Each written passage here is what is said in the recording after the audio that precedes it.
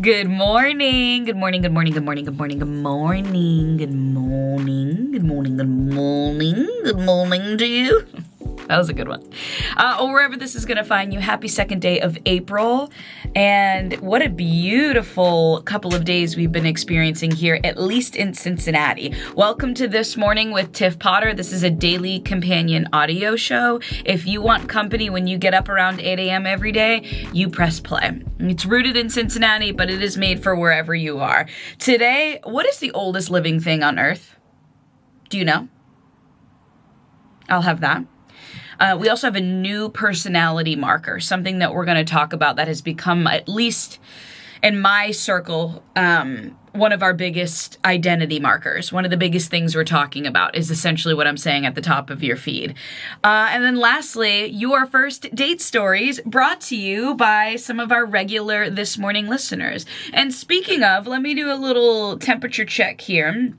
Please let me know what your name is and what neighborhood you listen to this show in. It's a question I always like to ask people. So we have people from all over the U.S., but here in Cincinnati, we have Westchester, East Walnut Hills, Oakley, Fairfield, and a few other local neighborhoods and such. And so as we grow the show, I always like to know what your name is and what neighborhood you're listening in. Either DM me or comment below.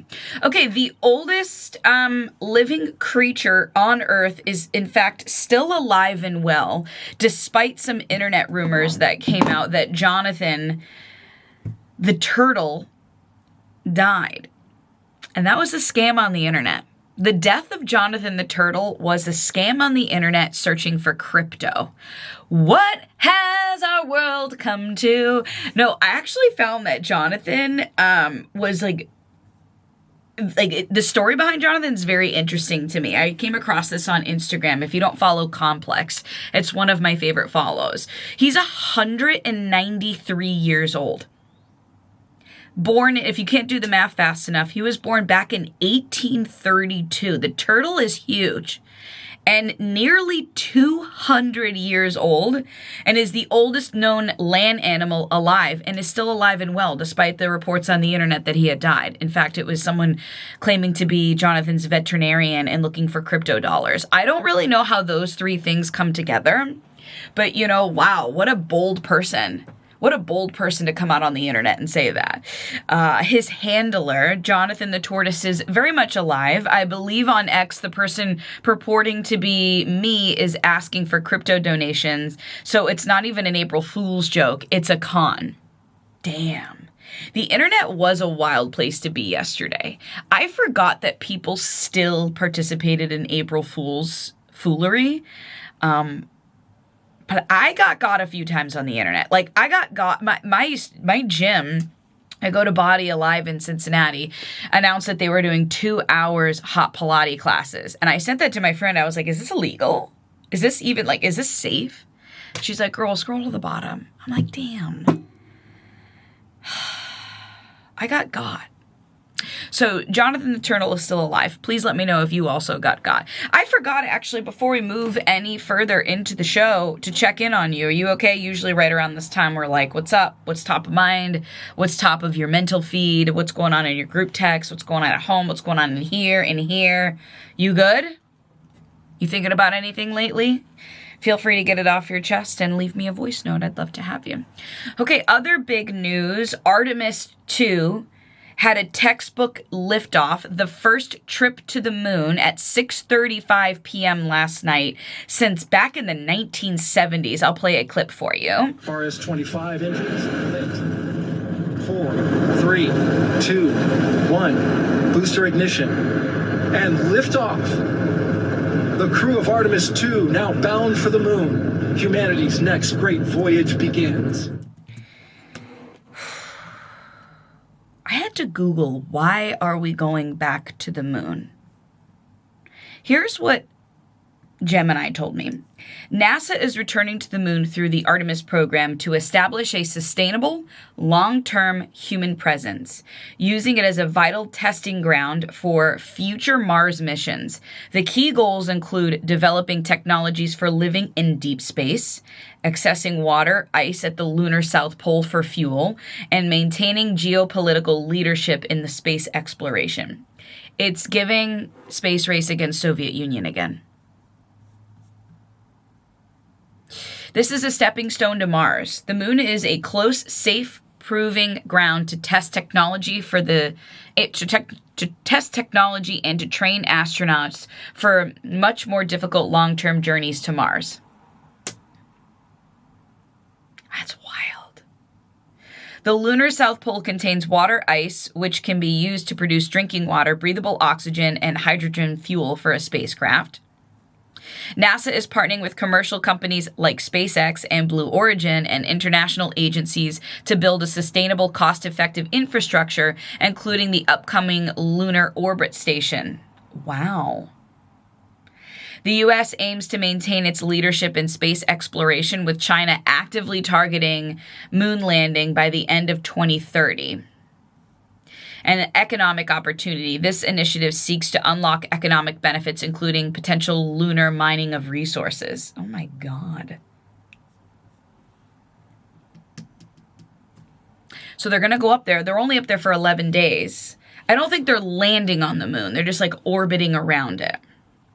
Either way, that is the talk of the internet. That and Jonathan. Neither of them were April Fool's jokes. One a con, the other, I'm really not sure. This kind of feels like a con. Okay, let's talk about your first date stories. A good morning to AB in Westchester, getting ready to celebrate her birthday this month. She had messaged me earlier when I had said in a previous episode that I had gone camping at East Fork Lake for the first time, that is how she experienced her first date. And I said, wait a minute, your first date was a camping trip? I thought my first date with my boyfriend, who wore Teva sandals in March on a patio in Hyde Park at that Mexican restaurant that no longer exists. When I saw those Teva sandals, when I pulled up and I was dressed cute and I saw those Teva sandals in public at a restaurant, this was now more than a year ago, I was like, should I run? Unfortunately, I stuck it out. And guess what? Now I too own a pair of Teva sandals that I wore all over Asia, and I actively chose to wear them on opening day. And my friends, because I roasted that man for a long time about it, we called him Teva sandals for a while. When they see them, they just give me a look. And I'm like, I know. Who am I? In this season of my life, I've changed quite a bit. Okay, so let's hear from AB. I want to know more about this story, so we are going to listen to this voice note together. This is during my feral dating era in 2020. So I had recently moved to Milwaukee. I was dating a lot of people. Then this one guy stuck out because he said that if we want to go on a first date, we would go camping in the Northwoods of Wisconsin. I had never been asked out to camp on the very first date. So I was like, what the heck? Sure. He was totally expecting a no. So he was like, oh, there comes a no. But then he was so surprised that a random girl was like, sure. It was Memorial Day of 2020. He had planned a group camp with 10 of his friends, and he invited me over. He said, hey, it'll be an unconventional date. If we do not like each other romantically, you'll at least make friends, which was so sweet. So very first time I met this guy, I met his entire friend group that he's had for 20 years. And the rest is history. I married this man and I love him to death. Girl! I have been on the air for 15 years. Not quite, less than that. And I have never heard a first date story where someone went camping and fell in love and then got married. Wow. Two things that contradict each other here. One, I do feel like the most random things that happen in the dating world are the ones that end up working out the best. And I wonder if it's because it's less performative and it's more just like humans meeting humans. The part that contradicts it, though, is sleeping in the woods with a stranger and his friends feels like a safety risk. But I always say to trust your gut. So if that felt right, obviously it ended up being right. Now you move from Milwaukee to Cincinnati and, you're just two camping people. Have you camped here? I'm wondering if there were any girls on the trip. So not only did you sleep in the woods with a stranger, I'm assuming you had separate tents. Maybe, maybe not. You also went and met their friends, which is usually something that happens after you get acclimated with one another. The first date is just to make sure that you're, one, not an AI robot, and two, not a psycho. Wow.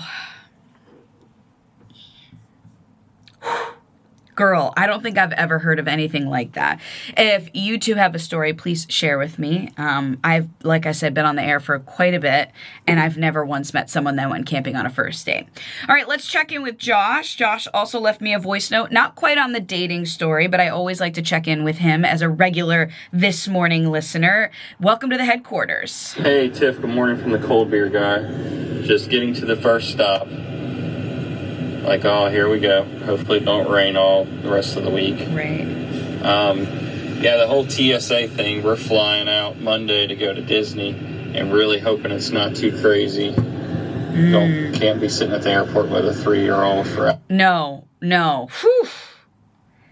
Traveling with a 3-year-old and then potentially having to manage TSA. A girlfriend of mine, Allie, just flew back and forth from Seattle and didn't have many problems. I did see an article yesterday that was like, I forget what it was titled, but it was like the new rich way to prove your wealth or something silly like that. People are hiring other people to wait in line for them at TSA. What's going on here? Come on. All right, it feels like a good place to leave it. I hope you're off to a good start. Thanks so much for stopping by. If anything that I said in this show made you giggle, send the link off to a friend, maybe like or subscribe so you get notifications. It does come out right around 8 a.m. every morning, rooted in Cincinnati, but made for wherever you are. This is a daily companion audio show, so if you want company, you press play, and I appreciate you for inviting me into your life and to the places that you love. If there's somewhere top of mind that you want me to visit, let me know, and I would be happy to bring the show there or just to stop by and say hi. I'll see you right back here tomorrow. Bye.